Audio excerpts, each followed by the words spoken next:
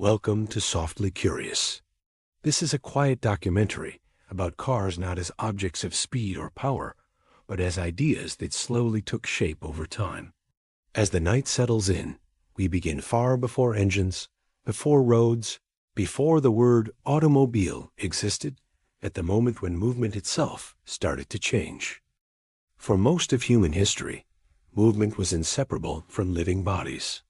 Distance was carried on legs, pulled by animals, or borrowed from the wind.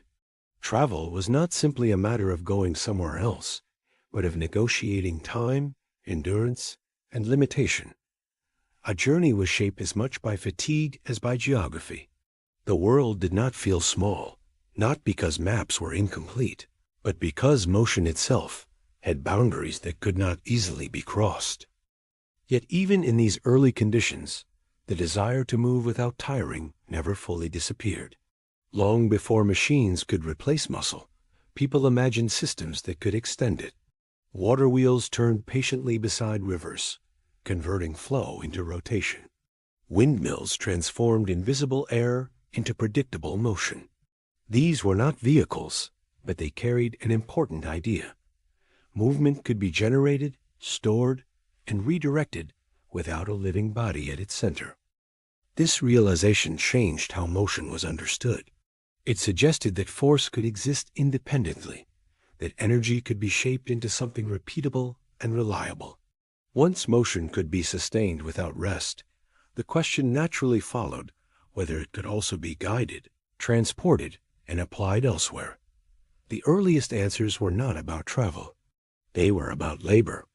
Machines first learned to move so they could work, not so they could go.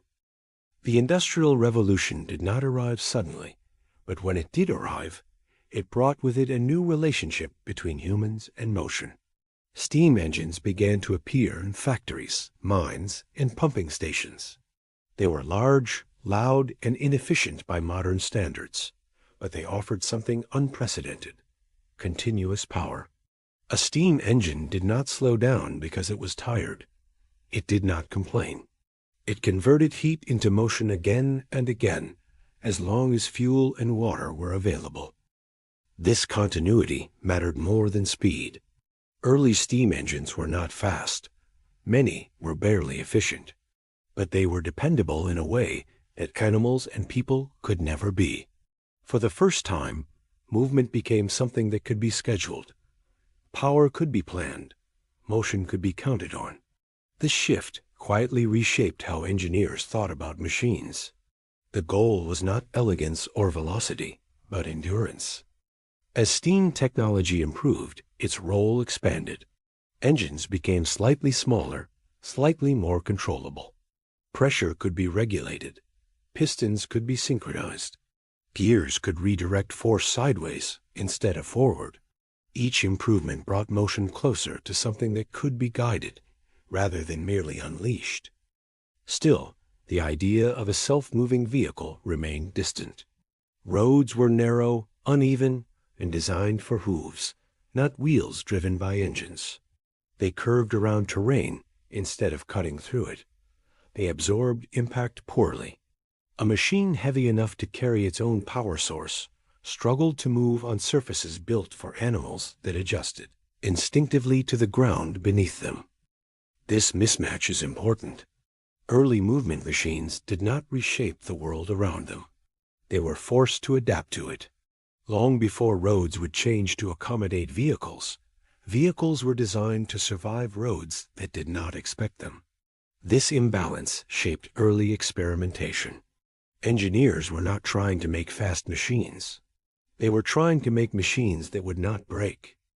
The earliest self-propelled road vehicles relied almost entirely on steam. Steam was familiar. It was powerful. And most importantly, it was understood. The trade-off was weight. Boilers, water tanks, and fuel added mass that made steering difficult and braking uncertain. These machines crept forward rather than raced. Their movement felt deliberate, even cautious. What mattered was that they moved at all. In these early experiments, continuity once again mattered more than destination. Many of these vehicles were never intended for regular use. They were proofs of concept, demonstrations that motion could be carried along a road without pulling or pushing. Even when they failed, they established something essential. The separation of movement from muscle was possible outside factories and rails. Steam-powered road vehicles revealed another truth. Movement alone was not enough. Control mattered just as much. Steering mechanisms were primitive. Braking systems were unreliable. Turning required anticipation rather than reaction. These machines did not respond quickly. They asked their operators to think ahead, to move slowly, to accept limitation. This slowness shaped early attitudes toward mechanical movement. Speed was not yet associated with freedom. It was associated with danger. Too much speed meant loss of control. Too much force meant instability. In an era where machines were heavy and surfaces unforgiving, restraint was a virtue. It is also worth noting that these early machines were not designed with passengers in mind. Comfort was irrelevant. Suspension systems were minimal or non-existent. The goal was not to create an experience, but to achieve motion. Riding in one of these vehicles was less like traveling and more like participating in an experiment. While steam dominated early mechanical movement, it was never ideal for road travel. Steam required time to build pressure. It demanded constant attention. It carried the risk of failure in dramatic ways. These limitations did not end experimentation, but they encouraged engineers to search for alternatives. If motion could be created without steam, it might become lighter, faster, and more controllable. This search unfolded slowly across decades. There was no single breakthrough moment. Instead, there was a gradual refinement of ideas about combustion, pressure, and timing. Engineers explored ways to harness small explosions rather than continuous boiling. They experimented with fuels that burned more cleanly and systems that could start quickly. But before these ideas could converge, the concept of the road vehicle itself had to mature. Early self-moving machines borrowed their structure from carriages. Wheels were placed where horses once stood. Frames were built to carry loads rather than absorb vibration. This inheritance shaped their limitations. Carriage design assumed an external source of movement. Removing the horse did not automatically solve the problems it once compensated for. As a result, many early vehicles were unstable. Weight distribution was uneven. Steering geometry was imprecise. Turning at even modest speeds could cause wheels to lift or frames to twist. These failures were not signs of incompetence. They were signs that movement without animals required an entirely new way of thinking. Another subtle challenge was perception. Early mechanical vehicles were unfamiliar and unsettling. They moved without visible effort. They made unfamiliar sounds. They produced smoke and heat in places where neither was expected. This made them difficult to integrate into everyday life.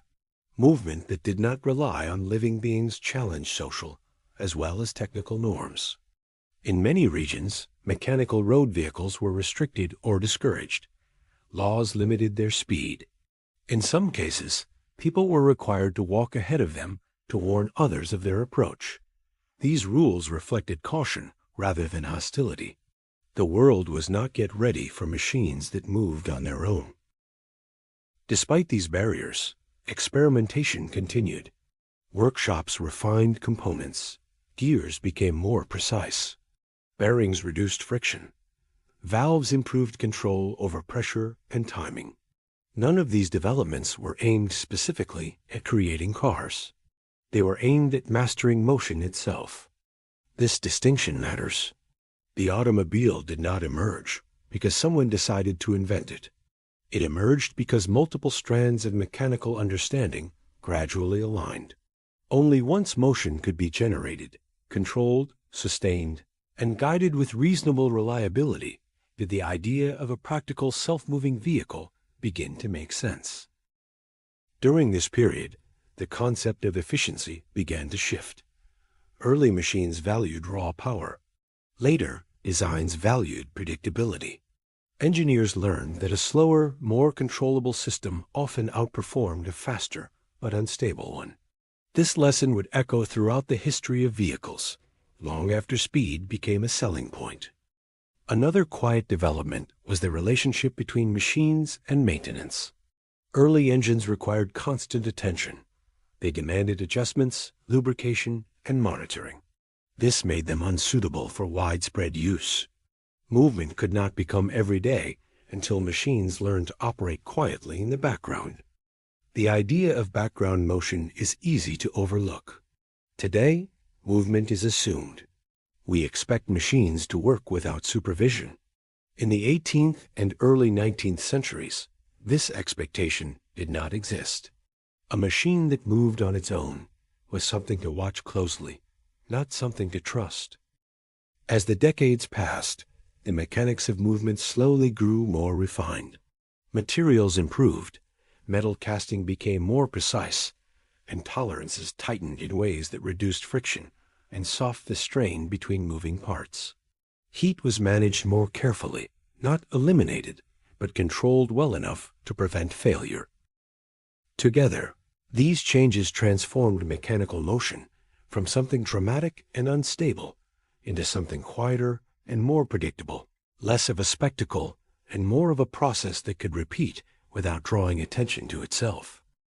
At this point, the world was still unfamiliar with the automobile, as it would later be known, but the conditions for its arrival were quietly aligning. Roads, engines, frames, and ideas were no longer developing in isolation. There were no clear turning points or sharp transitions to announce what was coming. Movement had learned to carry itself deliberately and persistently, beginning to alter the meaning of distance without yet revealing what that shift would soon make possible. By the late 19th century, the word automobile began to settle into use, not as a poetic idea, but as a practical definition. It no longer described a curiosity or a mechanical experiment, but a machine capable of carrying itself forward with intent. This shift was subtle. There was no single announcement that marked the transition.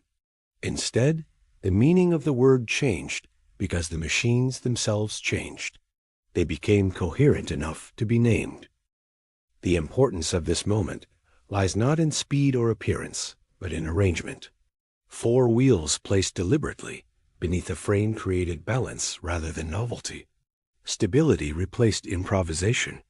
Earlier self-moving machines had proven that motion without animals was possible, but they struggled to make that motion predictable. The 4-wheel layout answered a quiet question: how can movement remain upright, guided, and repeatable on uneven ground? This was the context in which the Benz patent motor wagon emerged. Built in Mannheim in 1885 by Carl Benz, it did not announce itself as a revolution. It appeared modest, almost cautious. Yet it quietly unified several ideas that had previously existed apart. Motion, steering, control, and balance were no longer scattered across different mechanisms. They were brought together into a single working system. What distinguished this machine was not raw innovation, but integration.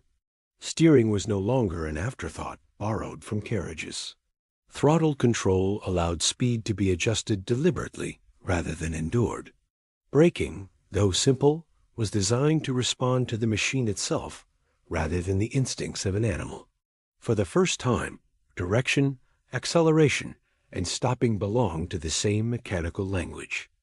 This coherence marked a turning point. The automobile was no longer a device that demonstrated possibility.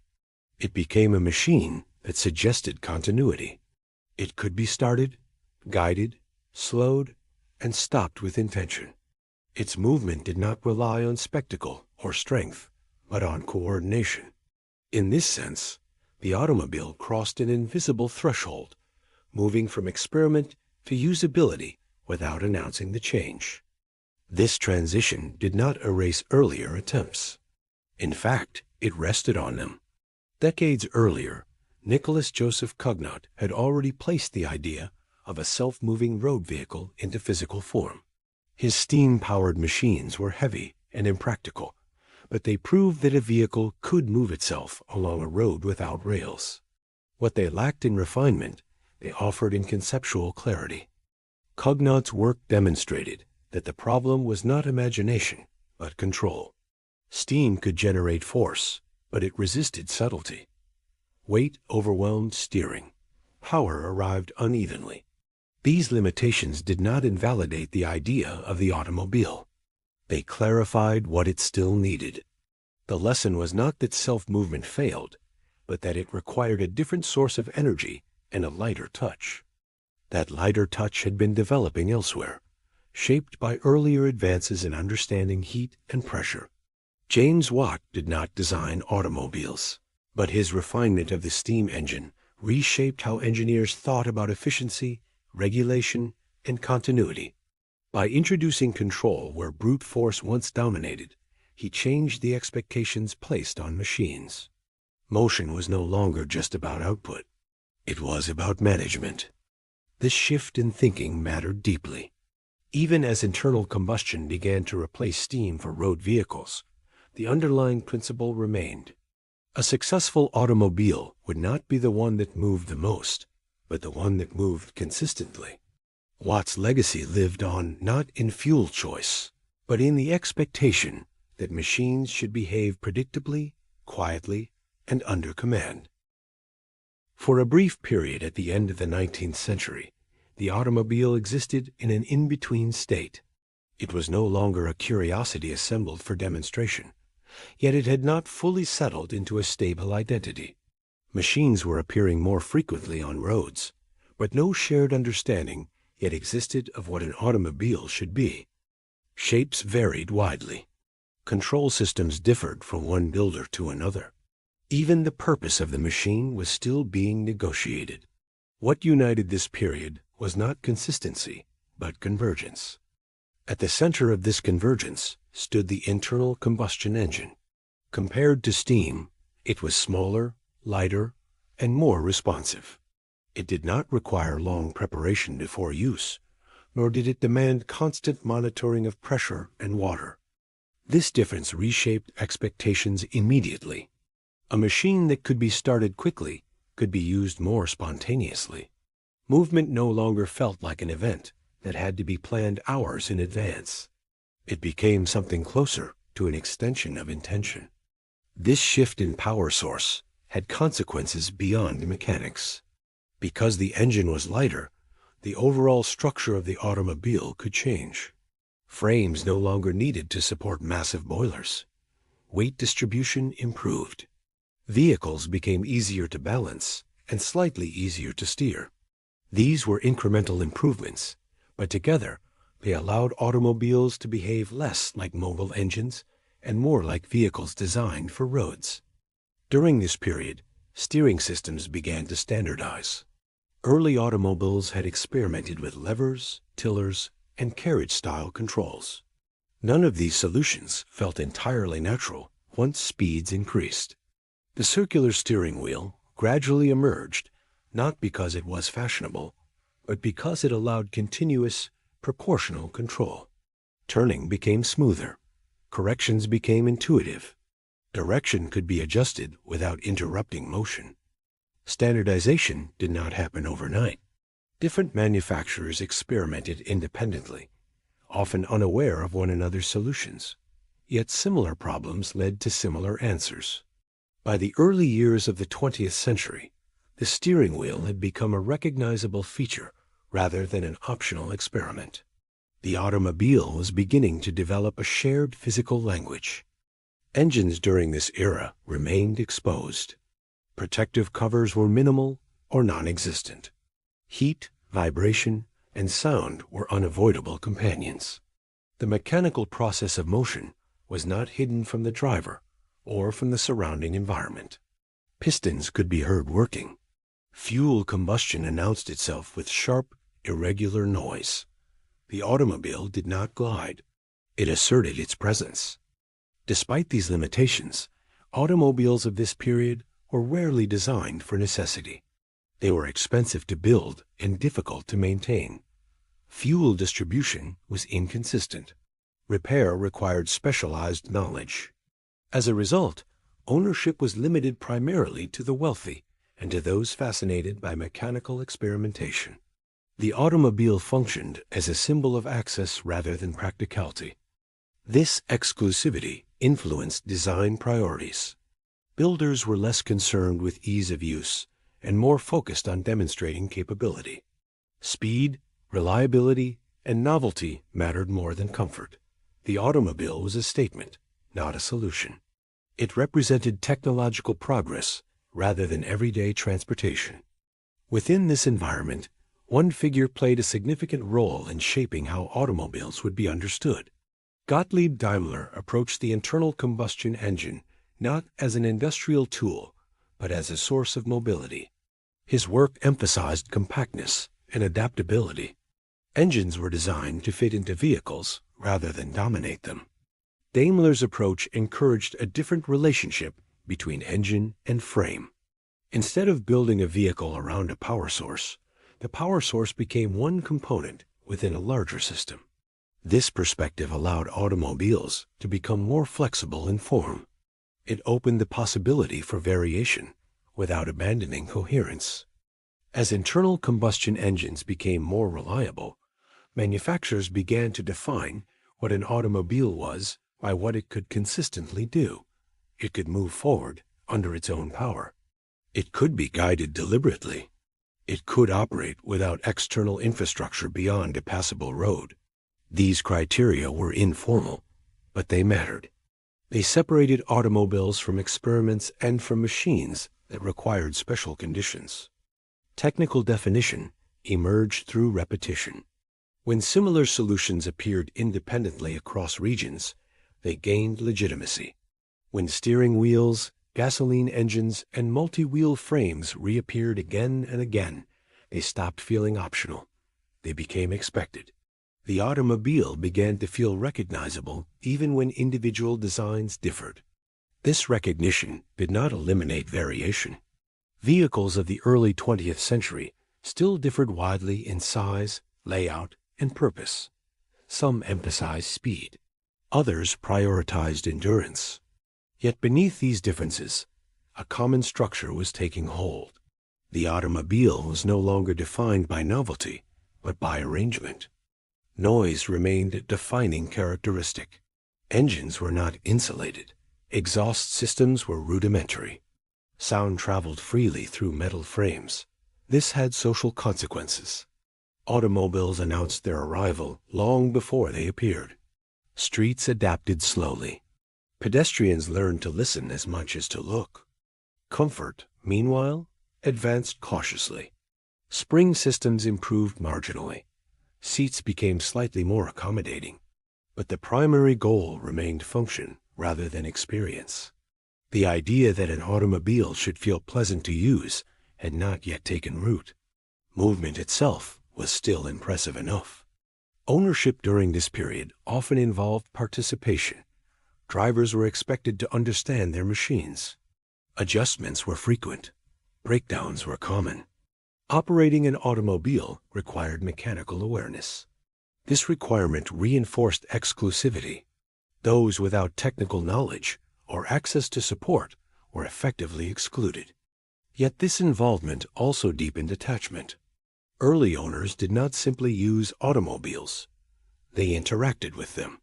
They listened to engines, adjusted components, and responded to feedback. The automobile was not yet an invisible tool. It demanded engagement. As more vehicles appeared, public perception began to shift. What was once startling became familiar. Roads that had accommodated occasional machines now saw them regularly. Municipal authorities began to consider regulations. Speed limits emerged. The automobile was becoming part of shared space. This transition placed pressure on manufacturers to think beyond individual machines. Reliability became more important than experimentation. Predictable behavior mattered more than novelty. The automobile's identity was stabilizing, shaped as much by social expectation as by mechanical capability. By the early years of the 20th century, the automobile had achieved something subtle but significant. It could be described without explanation. People knew what was meant when the word was used. This shared understanding marked the true beginning of the automobile as a category rather than an invention. Still, much remained unresolved. Comfort lagged behind capability. Accessibility remained limited. Roads were inconsistent. The automobile's place in daily life was not yet secure. But its form had begun to settle. The core elements were in place. This period, stretching roughly from 1890 to 1915, did not produce a single defining model or moment. Instead, it produced agreement. Across workshops and countries, similar answers emerged to similar questions.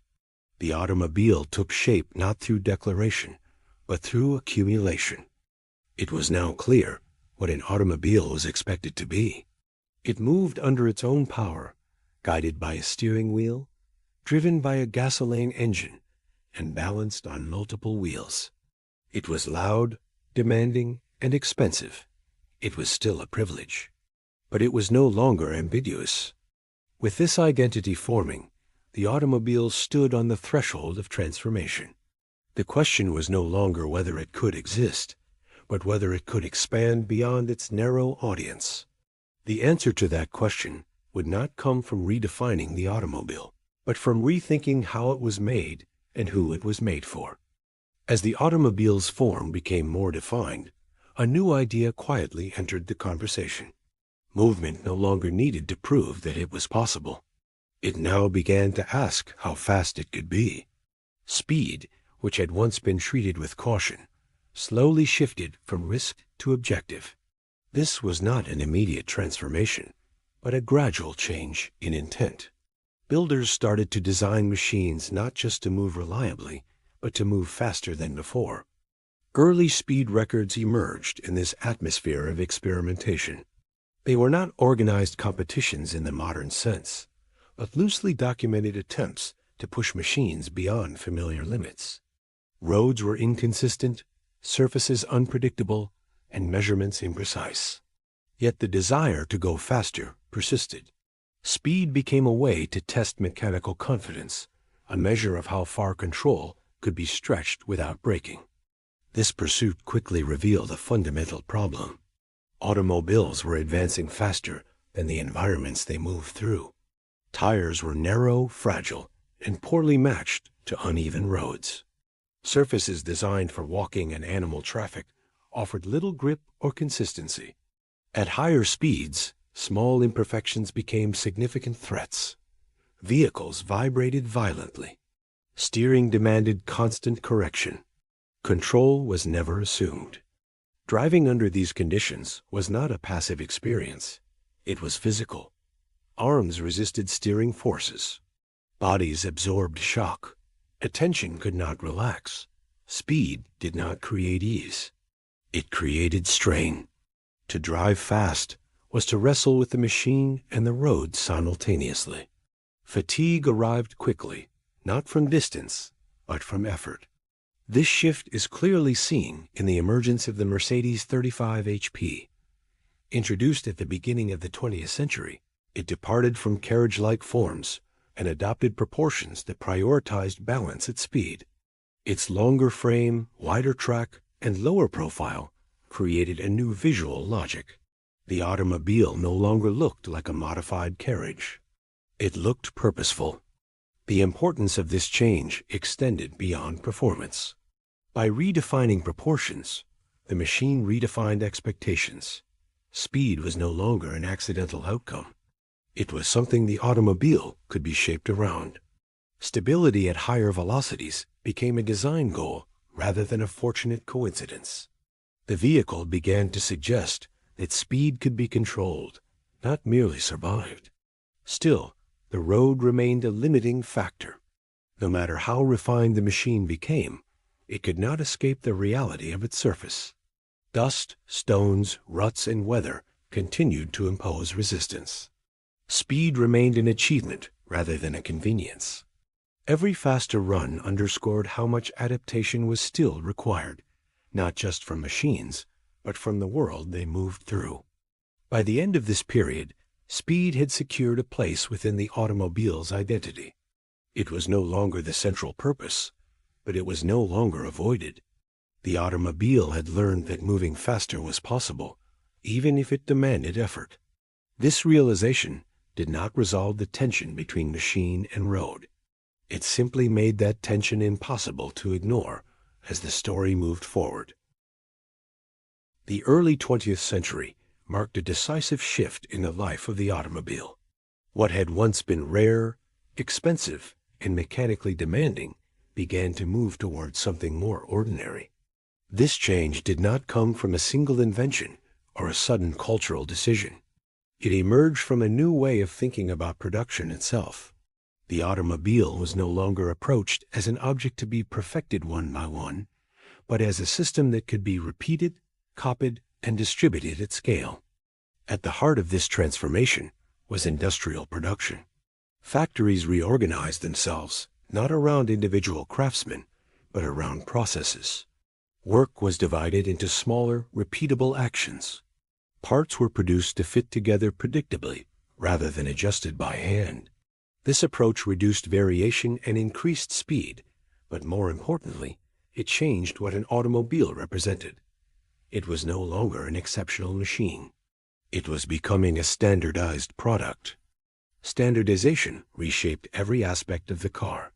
Components were designed to be interchangeable. A part no longer belonged to a single vehicle, but to a category of vehicles. This reduced costs and simplified repairs. It also meant that automobiles could be assembled rather than built. The act of creation shifted from invention to coordination. This shift altered the relationship between people and machines. Earlier automobiles required owners to understand mechanics intimately. Frequent adjustments were expected. With standardized parts, maintenance became more predictable. A broken component could be replaced rather than reworked. The car began to demand less expertise from its owner, lowering the barrier to entry. One figure is inseparable from this moment of transition. Henry Ford did not invent the automobile, but he transformed how it was made. His focus was not on luxury or innovation, but on consistency and volume. He believed that a machine could only change society if it could be produced in large numbers at a price people could afford. This belief took physical form in the Ford Model T. Introduced in the early years of the 20th century, it was designed with production in mind from the beginning. Its construction favored simplicity. Its components were robust rather than refined. The goal was not to impress, but to endure. The Model T was produced in astonishing numbers for its time. Millions of identical vehicles rolled out of factories, each sharing the same fundamental structure. This scale was unprecedented. It demonstrated that automobiles could exist not as isolated possessions, but as shared experiences across regions and social classes. The car was no longer rare enough to define status on its own. Choice during this era was limited, and deliberately so. Color options were restricted. Variations in configuration were minimal. This uniformity was not a failure of imagination, but a strategy. Limiting options simplified production and reduced cost. It also reinforced the idea that the automobile was a tool rather than an expression of individuality. This restraint shaped public perception. The automobile began to feel dependable rather than exotic. It appeared in familiar forms, repeating itself across streets and towns. Seeing the same car again and again normalized its presence. What was once startling became expected. As production increased, automobiles entered daily routines. They were no longer reserved for demonstrations, races, or leisure outings. They were used for commuting, errands, and work. This integration changed patterns of life, subtly but persistently. Distances that once required planning became manageable. Time was reorganized around mobility. This democratization had social consequences. Communities expanded outward. Rural areas became more connected. Goods could be transported more easily. Services reached farther. The automobile quietly reshaped economic relationships by altering how quickly and reliably people and products could move. Yet this expansion was not without tension. Roads were still adapting. Infrastructure lagged behind adoption. Many streets were unprepared for increased traffic. Rules and expectations evolved slowly. The presence of automobiles forced adjustments not only in engineering, but in behavior. Factories themselves became symbols of the new era. Assembly lines prioritized rhythm and repetition. Workers performed specific tasks repeatedly, contributing to a larger whole they might never see completed. This system increased efficiency, but it also reflected the logic of the automobile itself. Many parts, coordinated precisely, moving toward a shared goal. Standard parts reinforced predictability. A car built in one place behaved much like a car built elsewhere. This consistency mattered. It allowed drivers to develop expectations. Controls felt familiar. Repairs followed known patterns. The automobile became less surprising and therefore more usable. During this period, the car's identity shifted again. It was no longer defined by innovation or speed. It was defined by presence. It existed in numbers large enough to shape public space. Streets, parking areas, and traffic systems emerged in response to its growing role. The automobile also began to influence culture more broadly. Advertising shifted focus from technical achievement to practicality. Cars were shown as companions in daily life rather than marvels of engineering. This change in narrative reflected a deeper reality. The automobile was becoming ordinary. Ordinariness, however, did not mean insignificance. On the contrary, it amplified impact. A single machine affects little. Millions of identical machines reshape landscapes. Mass production transformed the automobile from an object into an environment. Reliability became a defining value. Breakdowns were no longer acceptable interruptions. The expectation that a car should work every day took hold. This expectation drove improvements in materials, tolerances, and processes. The automobile learned to disappear into routine. By the 1920s and 1930s, cars were woven into the fabric of everyday life. They waited outside homes. They lined streets. They appeared in photographs not as subjects, but as background. This visual shift marked a psychological one. The automobile was no longer something to look at. It was something to use. The uniformity of production also influenced perception of time. New models appeared, but change was gradual. The car did not reinvent itself each year. Stability mattered more than novelty. This reinforced trust and familiarity. During periods of global disruption, including economic hardship and war, mass production revealed another side. Factories adapted. Techniques developed for automobiles were applied elsewhere. The logic of standardized production extended beyond cars, shaping broader industrial capacity. Despite challenges, the automobile retained its place. Its role had expanded too far to retreat. Even as conditions fluctuated, the car remained a central tool of movement. It was no longer a question of whether automobiles belonged in daily life, but how deeply they were embedded. By the end of this period, the automobile had achieved something remarkable. It had become common without becoming invisible.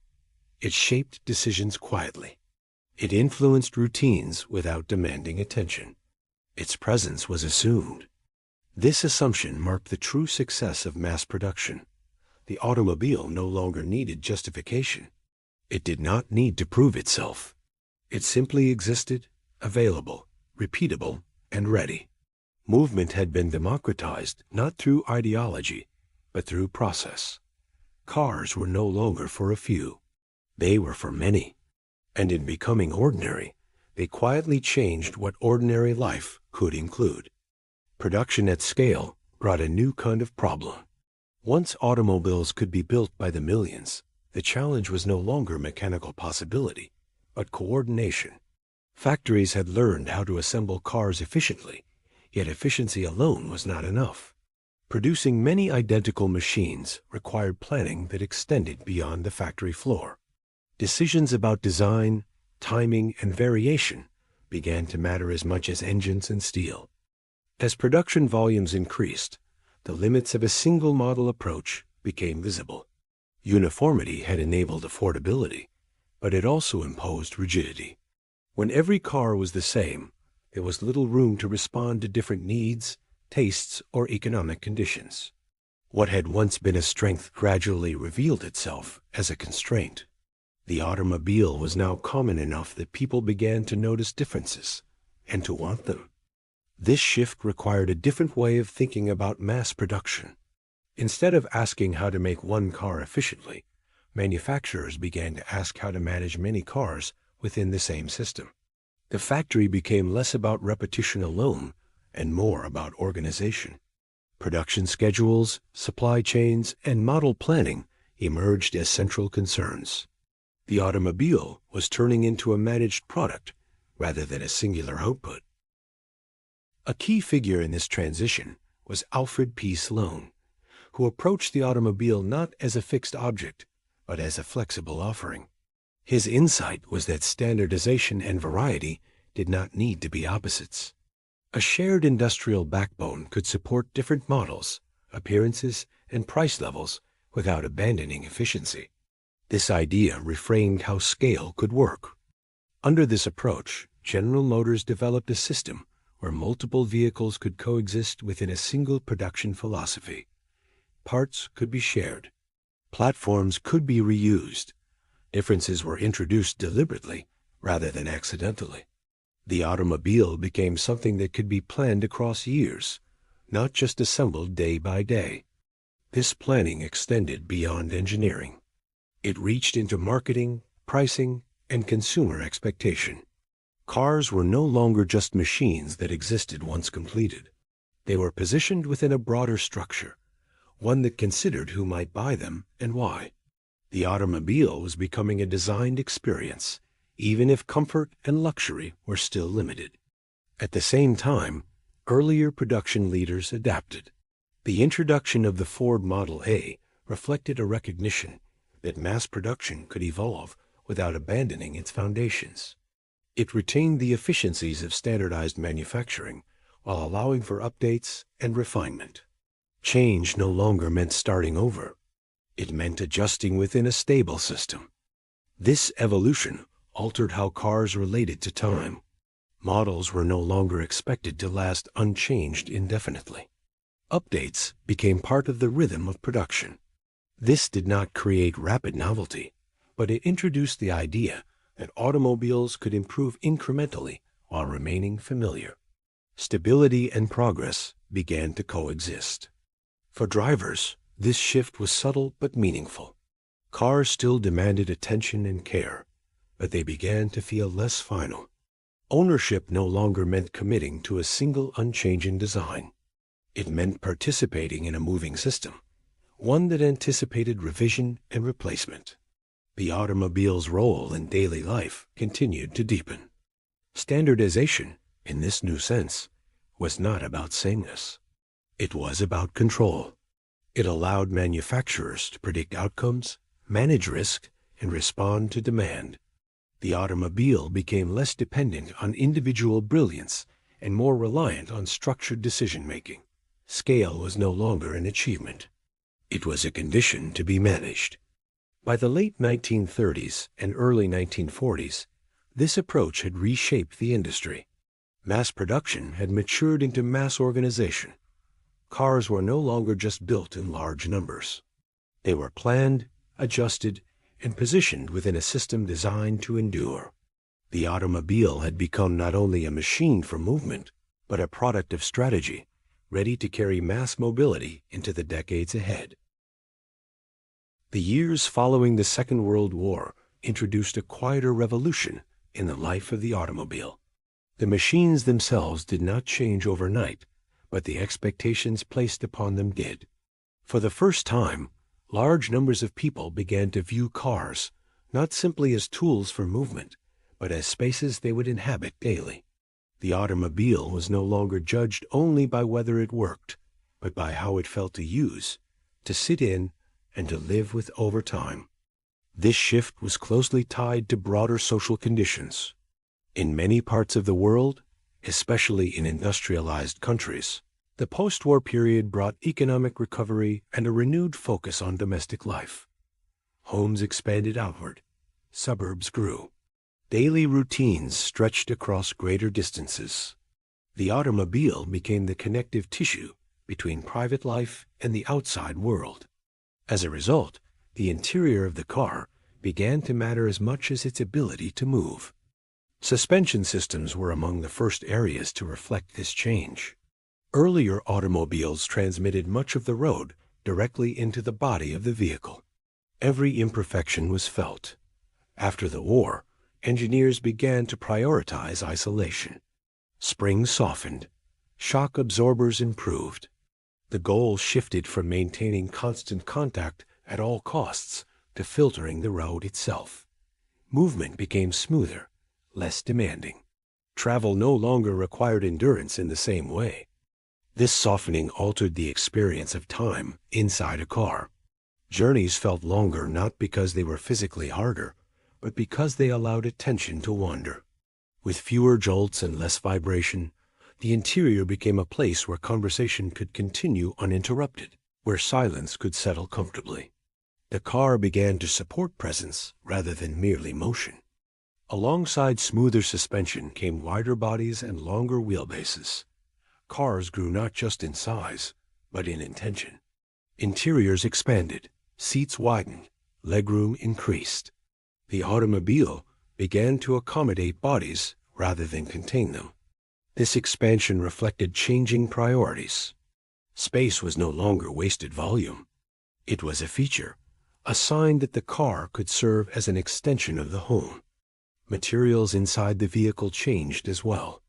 Metal surfaces were softened with fabric, padding, and later synthetic materials, designed for comfort rather than durability alone.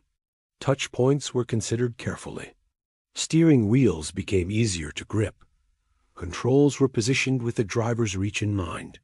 The car interior evolved from a mechanical environment into a human one. As interiors became more inviting, aesthetics followed.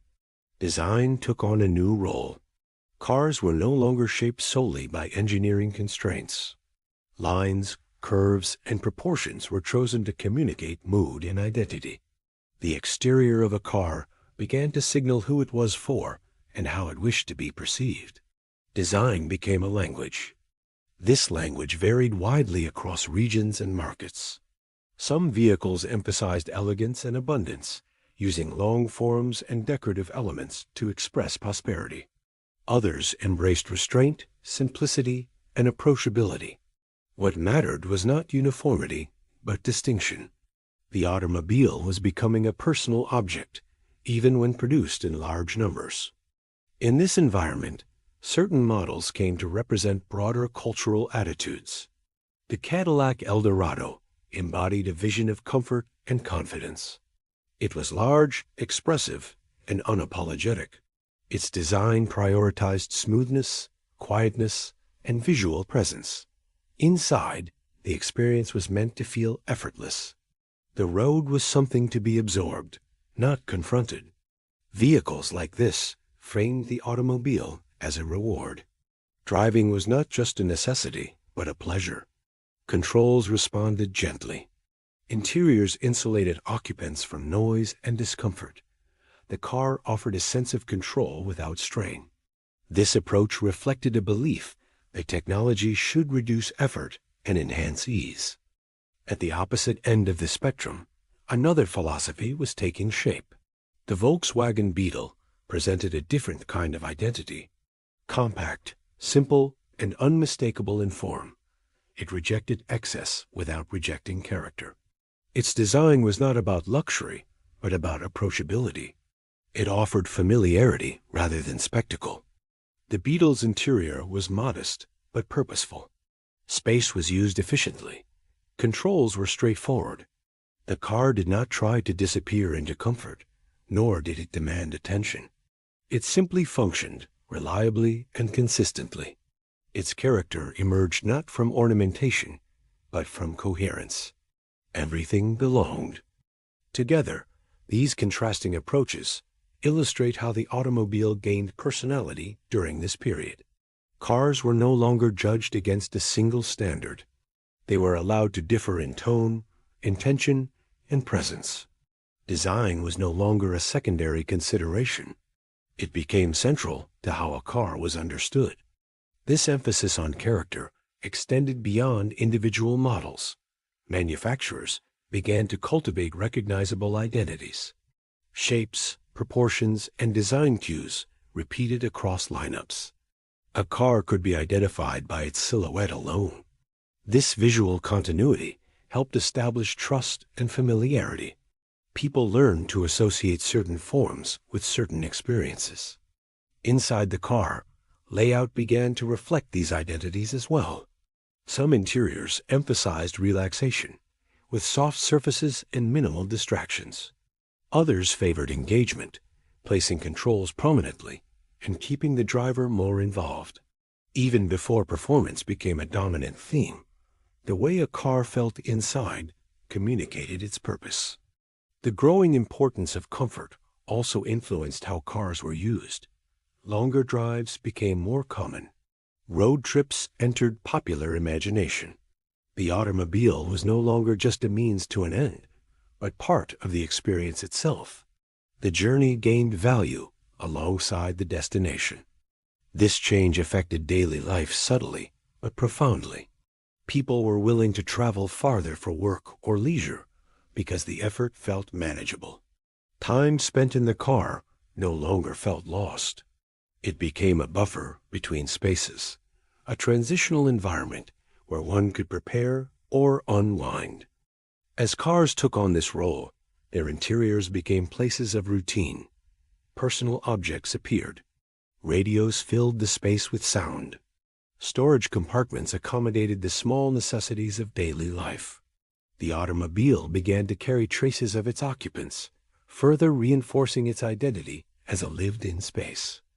Design decisions during this period also reflected optimism. Colors became brighter, shapes more expressive. The automobile mirrored a broader cultural confidence. Even modest cars were styled with intention. The idea that design mattered, regardless of price, gained acceptance. At the same time, functionality was not abandoned. Reliability remained essential. Comfort could not come at the expense of trust. The most successful designs balanced softness with solidity. Cars needed to feel reassuring as well as pleasant. By the late 1960s, this balance had become expected. A car that was uncomfortable felt outdated. A car without character felt anonymous. The automobile had learned to communicate through design, to support through comfort, and to exist as more than a machine. Design had taken control, not by overpowering engineering, but by guiding it. Comfort, aesthetics, and identity were no longer secondary qualities added after the machine was complete. They became part of the initial question. How a car felt, how it looked, and how it was experienced began to matter as much as how reliably it moved. Engineering still defined what was possible, but design increasingly shaped what was chosen. As a result, the automobile finished this period as something more than a transport device. It had become a lived space, shaped around bodies, habits, and expectations. Cars now carried mood as well as motion. They suggested values, preferences, and lifestyles without saying a word.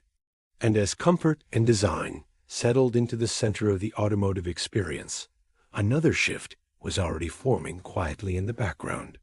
Once cars could feel good to be in, attention began to turn again toward how they made people feel to be seen in them. As comfort and design settled into the center of the automotive experience, performance quietly changed meaning. Speed was no longer pursued only to test mechanical limits or prove engineering skill. During these years, it began to function as a social signal. How fast a car could go started to suggest something about who it belonged to and how it wished to be seen. Performance shifted from a technical outcome to a form of expression. This change did not rely on racing circuits or record braking events. It unfolded gradually in everyday life. Engine size, acceleration, and responsiveness became part of how cars were judged, even when they were driven calmly through ordinary streets. Power did not need to be used to be valued. Simply knowing it existed altered the relationship between driver and machine.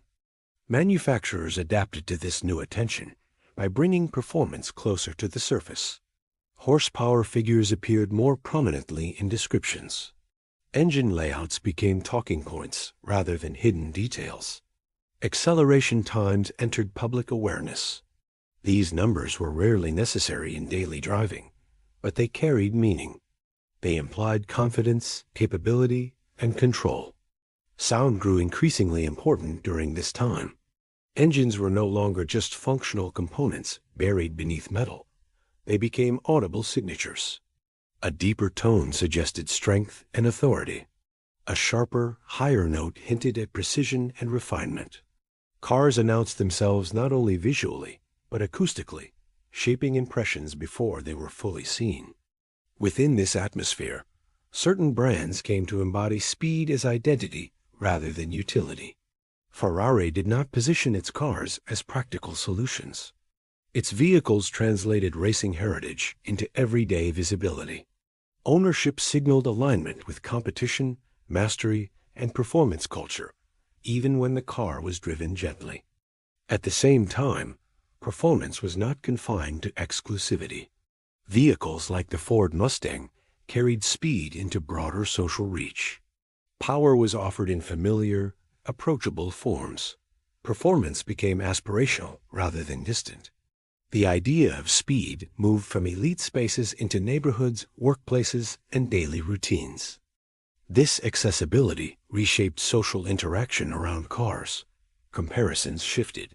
Vehicles were discussed not only in terms of comfort or reliability, but in terms of potential. Even when traffic limited motion, the presence of power influenced perception. A faster car suggested readiness, independence, and personal freedom, regardless of how often those qualities were exercised. European manufacturers offered a more restrained interpretation. The Porsche 911 emphasized balance over excess. Its performance was expressed through handling, continuity, and precision rather than raw force. Here, speed communicated discipline and control. Prestige came from harmony between driver and machine. Despite these differences, a shared logic connected them. Performance was no longer about reaching destinations more quickly. It was about positioning. Speed became a language through which cars expressed values. Aggressive, refined, playful, or disciplined tones emerged, each signaling a different relationship with power. As this mindset spread, its influence extended beyond performance-focused models. Even ordinary cars began to reference speed indirectly. Engines grew stronger than strictly necessary. Styling suggested motion, even at rest. The idea of performance seeped into the broader market, shaping expectations quietly.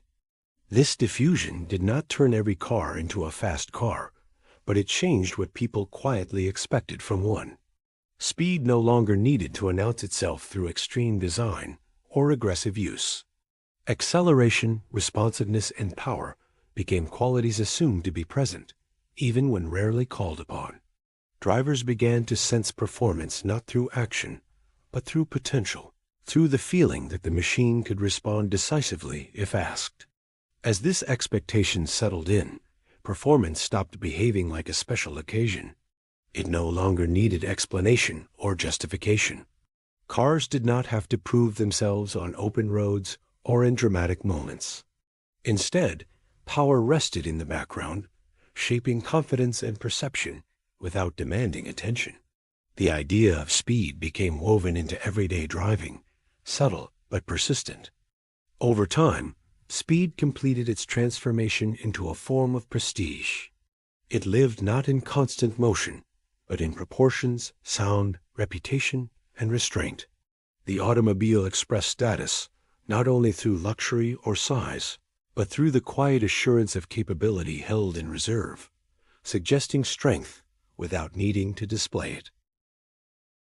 The decades that followed the explosive growth of automobile culture brought a noticeable change in tone.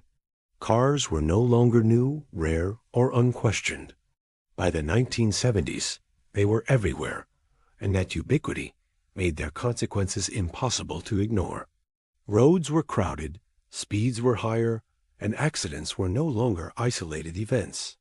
They became statistics, patterns, and public concerns.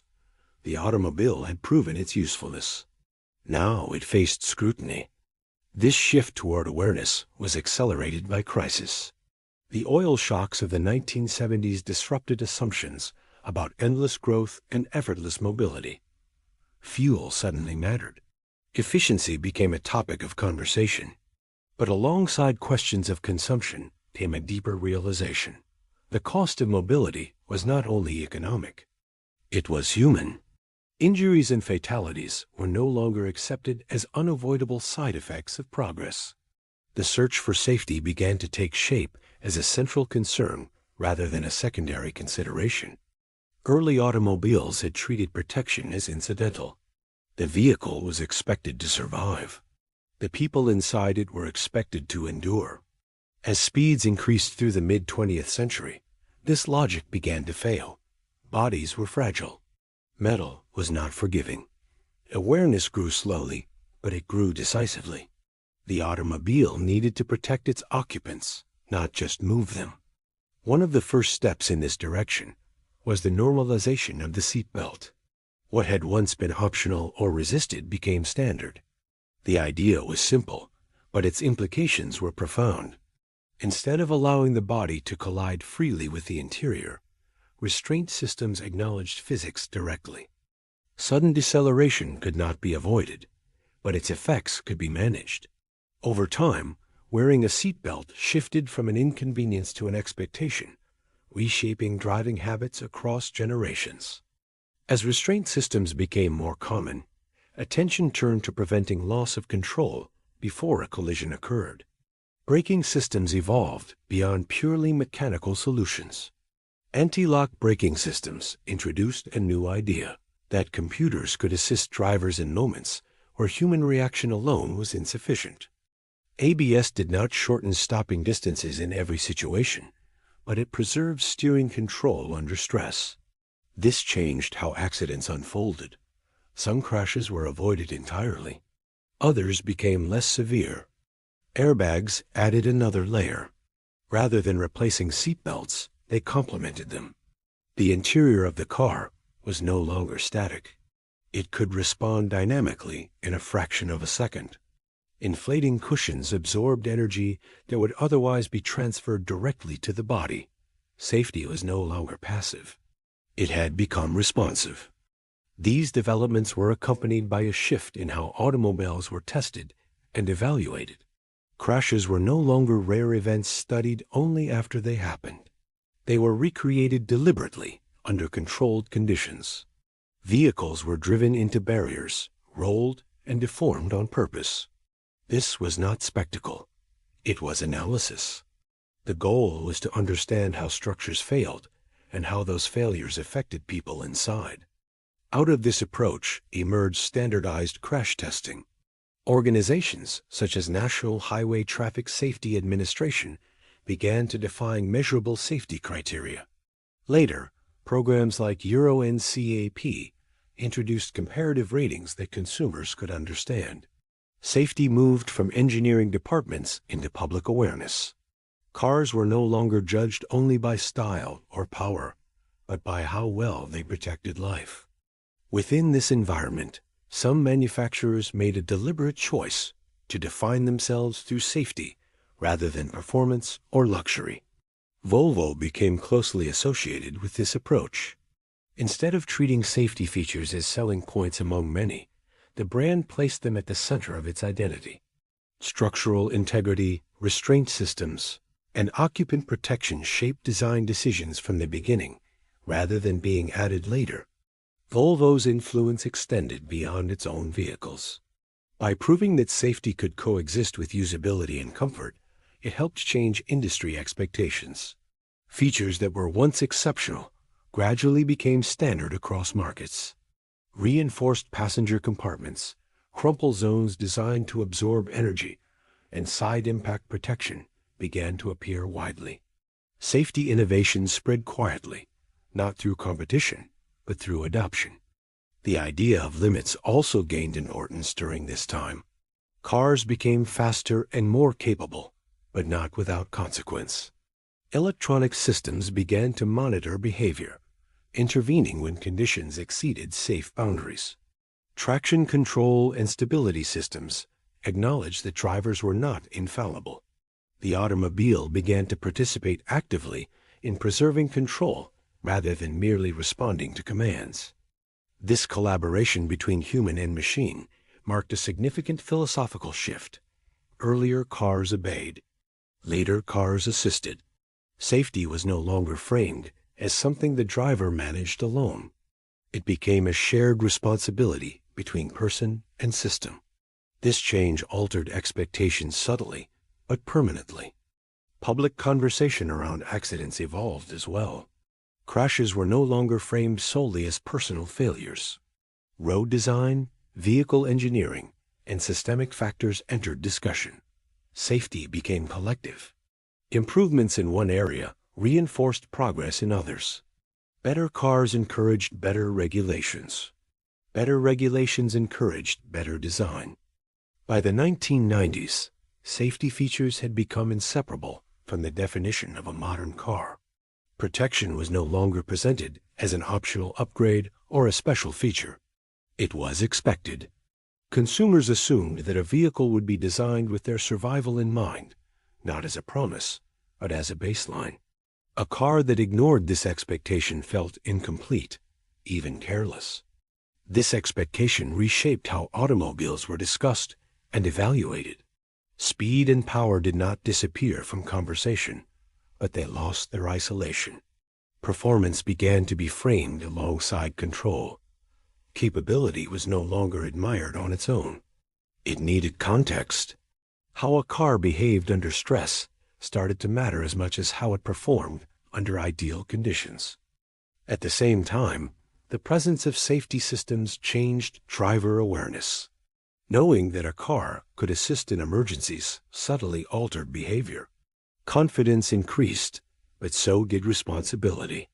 The automobile was no longer perceived as a neutral tool. It was recognized as a system with consequences, capable of influencing outcomes beyond the driver's immediate intent. This growing awareness did not eliminate danger. Accidents still occurred, sometimes with devastating results. But the relationship between risk and mobility shifted. Survival rates improved. Injuries became less severe. Crashes were no longer accepted as purely random events. They were analyzed, measured, and addressed through design. As a result, failure itself became part of the design process. Engineers no longer focused only on how cars functioned when everything went right. They studied what happened when things went wrong. Structures were shaped to deform predictably. Systems were designed to absorb energy rather than resist it blindly. The automobile learned to fail in controlled ways. This change marked a deeper maturity. Safety was no longer reactive, it became anticipatory. Cars began to assume that mistakes would happen and prepared for them in advance. Responsibility was embedded into metal, software, and structure. The automobile acknowledged its limits openly, rather than pretending they did not exist. And yet, as these limits became clearer, another tension began to surface. While cars were learning restraint, they were also becoming more powerful, more capable, and more extreme in what they could achieve. The same technologies that made vehicles safer also made them faster and more complex. With limits defined, attention naturally began to turn toward what still lay beyond them, toward the edges where control was tested and extremes quietly emerged. As safety systems matured and limits became clearly defined, A different question emerged at the edges of automotive development. If control could be preserved, how far could speed be pushed without breaking the relationship between machine, driver, and physics? The pursuit of extremes did not disappear in an age of awareness. It became more focused, more deliberate, and far more technical. At this extreme edge, speed was no longer a thrill-seeking impulse. It was a problem to be solved. Every additional kilometer per hour introduced new forces, new stresses, and new uncertainties. Air resistance increased exponentially. Tires were asked to endure conditions far beyond everyday use. Cooling, stability, and structural integrity became critical concerns rather than secondary ones. One of the clearest expressions of this approach appeared in the Bugatti Chiron Supersport 300 Plus. This machine was not created to redefine daily driving. It existed to explore the upper boundaries of what a production-based automobile could achieve while remaining controllable. Speed here was not decorative. It was the central engineering challenge. Reaching such velocity required a complete rethinking of balance. Aerodynamics were refined to manage lift and drag simultaneously. Small changes in body shape carried enormous consequences at extreme speeds. Stability was not achieved through force alone, but through precision. The car needed to remain composed not just briefly, but consistently, under conditions few machines ever encounter. Testing environments reflected this intensity. Runs were conducted on controlled tracks designed specifically for high-speed stability, such as the Air Elysian. These locations were chosen not for spectacle, but for predictability. Every variable that could be managed was managed. At the extreme edge, uncertainty itself became a risk. The engineering effort behind such machines extended far beyond engines. Tires were developed to withstand forces that would destroy conventional materials. Cooling systems were designed to operate under sustained strain. Braking systems were engineered not just to stop quickly, but to remain effective after exposure to enormous heat. Speed demanded preparation in every direction. At this level, control became a shared responsibility between human and system. No driver, regardless of skill, could manage these conditions alone. Electronic assistance, stability management, and predictive systems worked continuously in the background. The automobile no longer waited for mistakes. It anticipated them. Organizations like Bugatti approached these challenges with a philosophy rooted in excess discipline rather than excess power. The goal was not to overwhelm physics, but to cooperate with it. Speed was treated as a delicate state, something to be entered carefully and exited deliberately. This philosophy revealed a paradox. The faster cars became, the less dramatic they were allowed to feel. At extreme speeds, drama was dangerous. Calmness became a design goal. Steering inputs were softened. Feedback was filtered. The driver needed clarity, not excitement. The machine absorbed chaos so the human could remain composed. These vehicles also reshaped the meaning of achievement. Speed records mattered, but only within constraints. Being fast was no longer impressive if it compromised stability or safety. The question shifted from how fast a car could go once to how reliably it could operate at the edge of possibility. The existence of such machines did not redefine everyday driving directly. Most people would never experience these limits firsthand, yet their influence traveled downward. Technologies developed for extremes informed broader systems. Lessons learned at the edge improved understanding everywhere else. Speed, in this form, no longer expressed rebellion or spectacle. It settled into something quieter and more deliberate. At the extreme edge, velocity was shaped by restraint as much as ambition, by calculation as much as desire. And as machines learned to operate calmly at their limits, attention began to drift away from raw speed itself, toward a different kind of transformation already unfolding, one less visible, less audible, and increasingly detached from the act of driving altogether. The transition into the 21st century brought with it a change that was not immediately dramatic, but deeply transformative. Cars did not suddenly look unfamiliar, nor did roads need to be rebuilt overnight. What changed first was something subtler. The soundscape of movement began to thin. The constant mechanical presence that had accompanied automobiles for more than 100 years started to fade, replaced by something quieter, smoother, and less insistent. Motion was no longer announced in the same way. For generations, sound had been inseparable from driving. Engines idled, revved, vibrated, and echoed through streets. Noise was feedback. It reassured drivers that something was happening, that power was being generated and transferred. The absence of sound for much of automotive history suggested absence of force. Silence implied weakness or failure.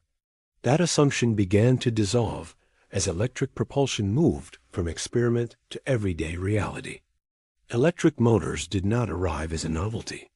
They arrived as a correction. Where combustion engines relied on controlled explosions, electric systems relied on rotation. Energy moved through magnetic fields rather than fire. The result was not simply quieter operation, but a different texture of motion altogether. Acceleration became smooth and immediate. Power arrived without buildup. The relationship between input and response shortened. As noise diminished, vibration followed. Combustion engines produced constant oscillation. Even refined systems carried tremors through the frame. Electric drivetrains removed many of these sources entirely. The car began to feel less like a machine in motion and more like a platform gliding forward. This absence of vibration reshaped interior experience. Conversation became easier. Silence became comfortable rather than empty. This retreat of mechanics brought software forward. As physical cues diminished, digital systems took on greater importance. Screens replaced gauges. Feedback became visual and tactile rather than auditory. The driver's relationship with the car increasingly passed through code. Decisions about power delivery, braking behavior, and steering response were no longer fixed in hardware alone. They could be adjusted, refined, and updated.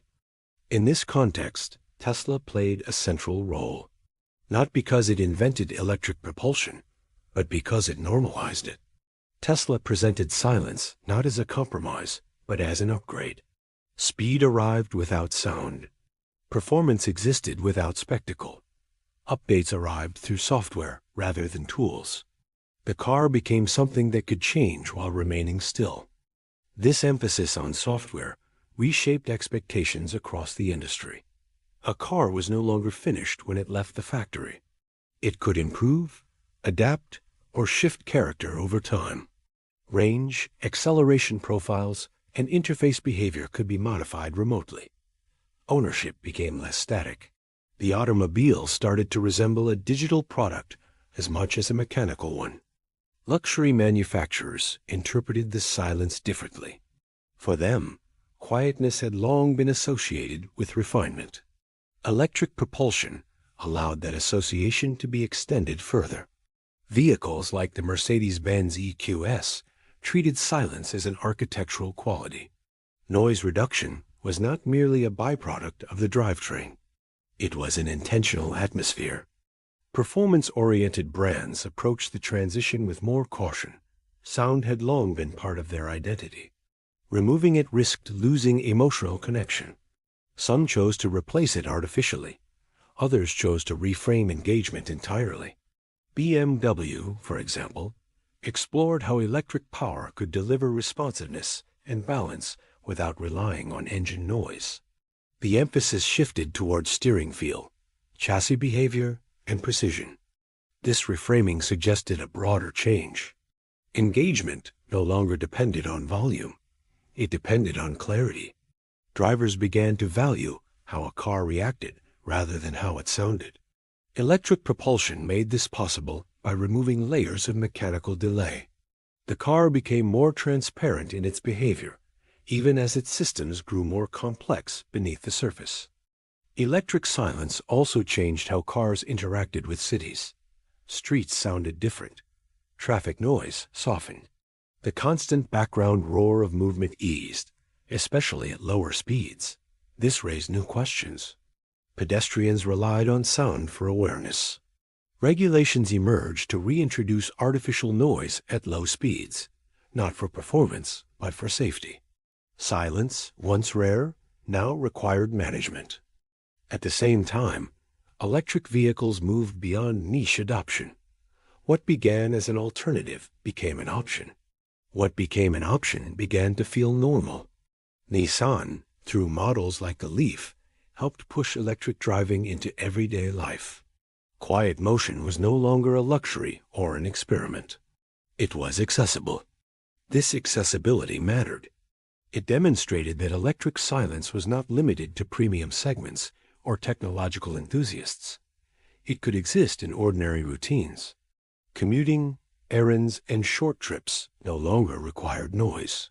The absence of sound became part of daily experience, subtly reshaping how people perceived mobility. As adoption widened, manufacturing philosophies evolved. Electric cars simplified certain aspects of production while complicating others.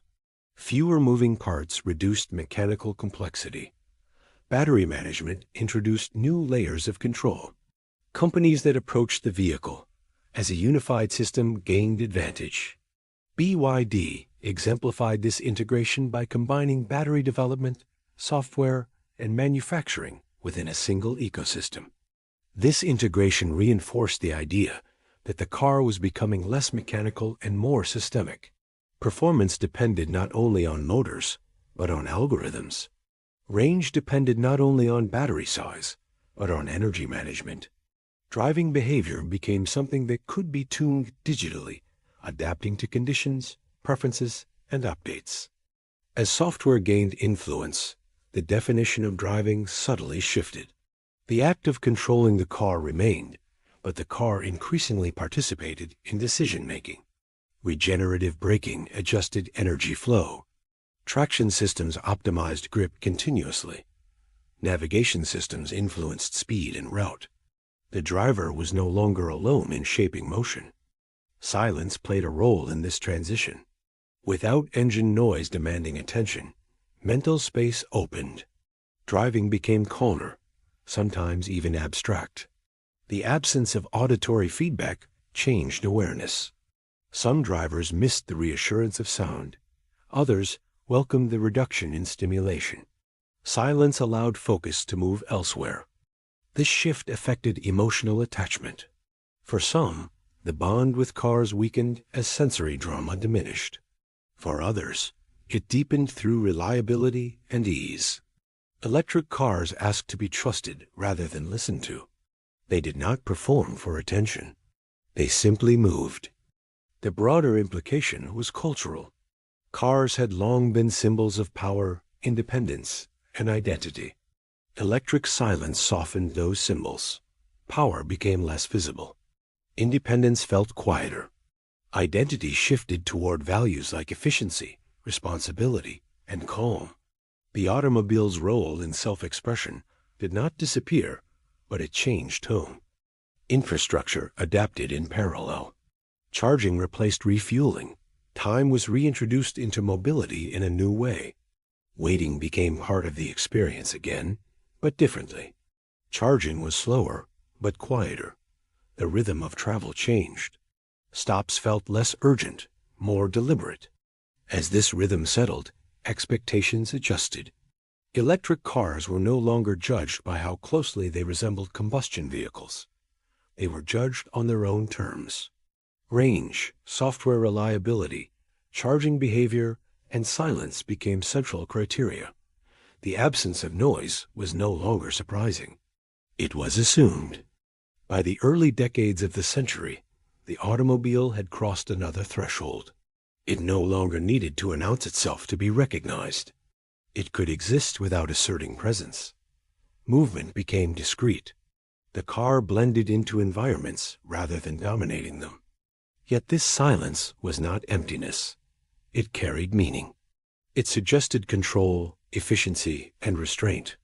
It hinted at a future where motion would be less performative and more intentional. Cars without noise did not remove emotion from driving. They relocated it. As the sound of engines faded, attention naturally began to drift toward what else might change. If propulsion could become silent, what else could disappear? Steering effort, manual control, constant attention. The same technologies that quieted motion were already reshaping responsibility. Silence was not the end of transformation. It was an opening. Electric cars did not merely reduce noise. They changed the relationship between human, machine, and environment.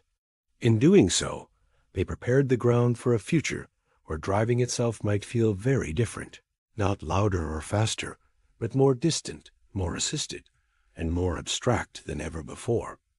As electric silence settles into normality, attention naturally shifts forward, not toward a single invention, but toward a gradual redefinition of what a car is meant to be.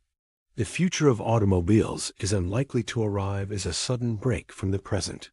It will emerge through quiet changes, each one small enough to feel familiar, yet together capable of reshaping the entire experience of movement. One of the most visible changes may involve the steering wheel itself. For over a century, it has symbolized control, intention, and presence. Yet as automation improves, the steering wheel no longer needs to be permanent. In many future designs, it may become optional, retractable, or situational. Control will still exist, but it will not always require physical engagement. Driving will become something that can be resumed or relinquished as conditions change. As direct control becomes less central, the interior of the car is likely to change more dramatically than its exterior. Space once organized around driving posture may be reorganized around waiting, observing, or resting. Seats may rotate. Surfaces may flatten. The cabin will increasingly resemble a small room rather than a cockpit. The journey will matter less as an act and more as a duration to be used or simply experienced. This transformation shifts attention away from the road and toward time itself. Cars of the future may not ask how quickly they can arrive, but how comfortably they can carry occupants through waiting. Silence, already established, supports this shift. Without engine noise or constant feedback, the interior becomes a neutral environment, adaptable to work, conversation, or stillness. At the same time, cars will become more communicative, not with their occupants alone, but with one another. Vehicles already exchange data with networks and infrastructure. In the future, this communication will deepen. Cars will share information about traffic flow, road conditions, and intent. Movement will become coordinated rather than individual, reducing uncertainty and smoothing transitions. As systems grow more interconnected, the meaning of ownership is likely to shift. For many people, the value of a car will lie less in possession and more in access. Vehicles summoned when needed and released afterward will replace permanent ownership in certain settings. The car will move closer to a service, something reliable and available, rather than a fixed extension of personal identity. This change does not remove emotional connection entirely, but it reshapes it. Attention drifts away from individual machines and toward the systems that support them. Trust settles less in hardware and more in networks, software, and coordination. The question gradually changes from, "Is this my car?" to "Does this system carry me well?" Within this structure, the act of driving itself begins to transform. Cars become managed rather than continuously driven. Algorithms increasingly handle routing, spacing, and behavior within defined limits. Human input shifts toward preference and oversight instead of constant control. Movement feels less like action and more like supervision. Companies exploring this direction already exist. Waymo offers a glimpse of how cars may function when driving is no longer the primary task of the occupant. In such systems, awareness extends beyond human perception, relying on sensors, maps, and shared data to move calmly through complex environments. Alongside these grounded systems, another idea has never fully disappeared: the possibility of cars leaving the road entirely, not as a near-term solution, but as a distant extension of the same logic. Flying cars have long belonged to imagination, yet they persist because they follow a familiar pattern. As coordination improves and control becomes collective rather than individual, movement slowly detaches from fixed surfaces. If such vehicles ever become practical, they are unlikely to resemble today's fantasies of personal freedom in the sky. They would emerge as part of managed networks, governed by rules, corridors, and shared awareness. Not symbols of escape, but of organization extended vertically. In this sense, flying cars are not a separate dream, but a remote continuation of the same systems now taking shape on the ground. Taken together, these changes suggest that tomorrow's cars may feel quieter, not only in sound, but in intent. They will ask for less attention, less effort, and less constant decision-making. Movement will no longer need to announce itself to be trusted. Whether traveling along familiar roads or one day extending beyond them, motion will increasingly unfold in the background, shaped by systems designed to reduce friction rather than amplify sensation. And in that quiet shift, the car completes a long transformation from a machine that demanded focus to one that gently carries us while life continues around it.